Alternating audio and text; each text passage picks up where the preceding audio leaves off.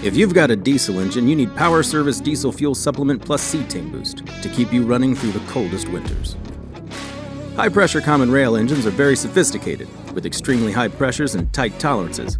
When it's not cold out, diesel fuel flows freely from the tank, through the fuel filter, to the common rail, to the injectors, to the combustion chamber. Our fuels today are ultra-low sulfur diesel fuel, or ULSD, which has a max of 15 parts per million sulfur and burns cleaner than the older diesel fuels.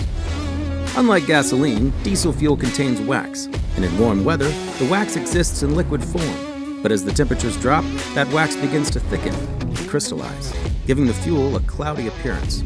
At this point, the fuel has reached its cloud point, typically between 32 and 10 degrees Fahrenheit, but these tiny crystals are too small to cause any problems, at least for now.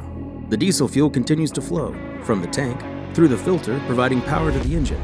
But as winter weather continues, the wax crystals in untreated diesel fuel will develop into large, flat surfaces that accumulate on the fuel filter, stacking on top of each other until the diesel fuel can no longer pass through. When the fuel filter is plugged up like a wax candle, the fuel can't reach the engine. This means the diesel fuel has reached its cold filter plugging point, or CFPP, and is gelled. To prevent this from happening, let's rewind this scenario. Power Service Diesel Fuel Supplement is an anti-gel with a powerful wax crystal modifier that prevents fuel gelling and fuel filter plugging in cold weather. Diesel Fuel Supplement must be added to the diesel before wax crystals begin to form and the appearance of the fuel becomes cloudy, before the fuel reaches its cloud point. So the best time to start treating your diesel is when temperatures first drop down to 32 degrees. No guesswork, no hassle.